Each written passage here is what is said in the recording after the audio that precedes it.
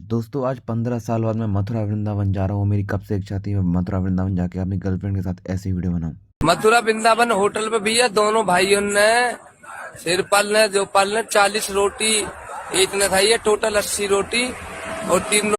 Train आने में भी टाइम था, इसलिए वेटिंग रूम में रुकने की हमने घोषणा कर दी। इस वाले में भीड़ बहुत थी, इसलिए हम लेडीज रूम में टोपा लगा के घुस गए। ठंड होने के कारण हमने दो दो शॉट भी लगाए, जिससे शरीर में गर्मी पैदा हो गई। मेरी किस्मत तब खराब निकली जब मेरे सामने से एक बिल्ली ने रास्ता काट दिया। दोस्तों मैं बता रहा हूँ, मेरी किस्मत सबसे घटिया है। मैं प्लेटफॉर्म 1 पे ट्रेन का इंतजार कर रहा था और प्लेटफॉर्म 2 पे चेंज होकर ट्रेन चली भी गई। मेरी किस्मत खराब थी, पर मैं रुकता नहीं। ठीक है, तो बैठे आते हैं। एक किराया कितना बताया आपने?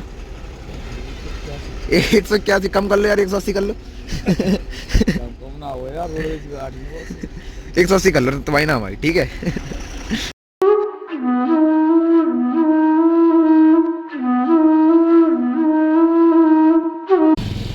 हम फिर फाइनली मथुरा वृंदावन पहुंच गए और इससे बढ़िया मौसम नहीं हो सकता मथुरा वृंदावन घूमने के लिए। मथुरा वृंदावन की गलियां घूमते घूमते फिर हम पहुंचे अपने आश्रम जहां हम रुके थे। अटला चुंगी के पास आश्रम था, जिसका नाम था दंदरुआ धाम। हमने वहां एक ऐसा दृश्य भी देखा जिससे लगता था कि हाँ, कि सच में इंसान ही इंसान का बोझ उठाता है। अपने आश्रम से निकलने के बाद मैं पहुंचा निधिवन।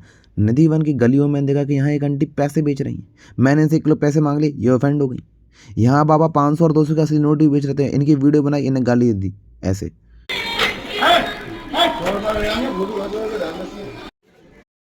फिर बैठे बैठे हमने वहाँ निधिवन का अध्ययन किया। निधिवन हमें काफ़ी सुंदर, स्वच्छ और रहस्यमय और अद्भुत भी लगा। फिर वहाँ बैठे बैठे हमें कुछ बजरंग दल के लोग भी दिख गए। फिर हम वहाँ से चले गए।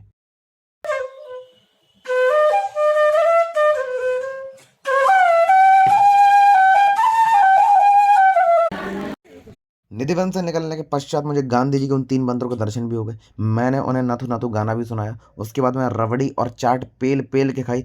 गऊ माता से मैं डायरेक्ट दूध उधार भी लिया। उन्होंने मुझे देने से मना कर दिया। उन्होंने बोला कि मैं बैल हूँ। मथुरा वृंदावन में सारे काम राधे राधे कहने से होते हैं, ऐसा रिक्शा वाले भैया ने बताया। उन्होंने मेरे से किराया मांगा, मैंने राधे राधे बोल दिया। उन्होंने ऑटो से निकाल दिया। फिर मैं वृंदावन के इस्कॉन टेम्पल में गया था। मैं जाना तो सिर्फ 15 मिनट के लिए चाहता था, लेकिन यहाँ 3 घंटे कब बीत गया मुझे खुद पता नहीं लगा। और यहाँ से मैंने एक बात सीखी कि संतुष्टि ही संपन्नता है। यहाँ के लोग अपने आप में ही खुश हैं। व्रजवासी खुद से प्रेम करना जानते हैं। आप खुद देख लीजिए।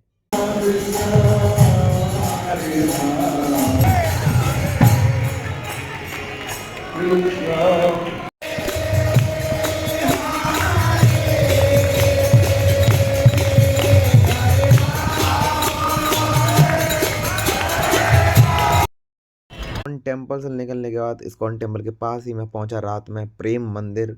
मुझे लगा भगवान मेरी भक्ति से प्रसन्न हो गए। उन्होंने मुझे साक्षात दर्शन भी दे दिए हैं। फिर किसी ने बताया नहीं, ये एलईडी लाइट्स हैं। इस्कॉन और प्रेम मंदिर के बाद मैं सीधा पहुंचा अपने आश्रम। मुझे बहुत तेज भूख लग रही थी। आरती में शामिल होना था मुझे। आरती आती नहीं थी, इसलिए मैंने लिप सिंक करना चालू कर दी ताकि लोगों को पता न लगे।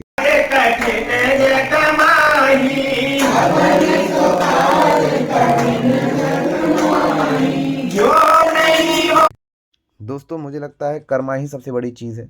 कल मैंने गलत आरती गाई, आज मेरा एक जूता चोरी हो गया। एक जूता चोरी हो गया जो कि बंदर मामा उठा के ले गए। अब मैं नंगे पैर परिक्रमा दे रहा हूँ, जो कि 21 किलोमीटर बड़ी परिक्रमा है। और लोग लग रहा है मैं भगवान का सच्चा भक्त हूँ। और कुछ लोग तो मुझे फॉलो भी कर रहे हैं। सुबह सुबह एक जूता चोरी कराने के बाद हम निकल गए नंगे पैर परिक्रमा देने। और परिक्रमा थी 21 किलोमीटर बड़ी। रास्ते में मुझे ओशो के दर्शन भी हुए। मैं निकला ही था, इतने मम्मी को कॉल आया कि बेटा बांके बिहारी जी के दर्शन करके जाना। मैं आपको गारंटी दे सकता हूँ, यहाँ आप अपने इमोशनल कंट्रोल नहीं कर सकते हो। आई रिपीट, आप अपने इमोशनल।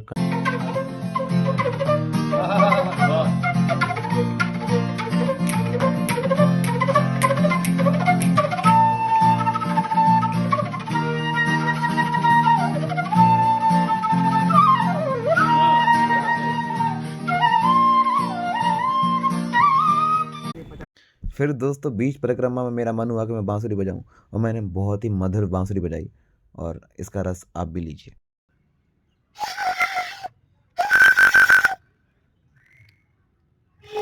मुझे लगा कि मैं अच्छा बजा रहा हूँ, इसलिए मैं खुशी से भगवान को बुला भी रहा था।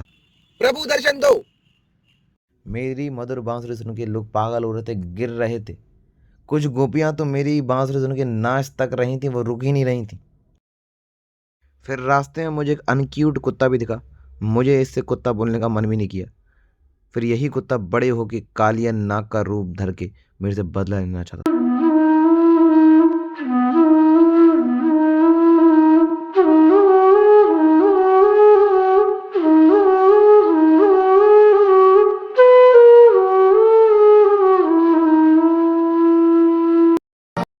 चलते चलते काफ़ी भूख लगी। रास्ते में भंडारे में छोले भटूरे के दर्शन हुए और लस्सी पी के मैं सीधा निकल गया। मुझे बैठने का भी मन था। किसी ने बताया था तुम चूतर टेका पे बैठ सकते हो कि यहाँ परिक्रमा में यहाँ बैठने का रिवाज है चूतर टेका पे। मेरी एक दोस्त का कॉल आया, कहती है कहाँ बैठे हो? मैंने कहा चूतर टेका पे। उसने फ़ोन काट दिया। बात और आपसे कहना चाहता हूँ कि आप किसी भी धर्म से हो, आप मथुरा वृंदावन एक बार ज़रूर जाइए, क्योंकि मथुरा वृंदावन सबके लिए है। आपको काफ़ी कुछ सीखने को मिलेगा। अगर आप जाना चाहते हो सच में, एक बार ज़रूर जाइए, अकेले ज़रूर जाना है।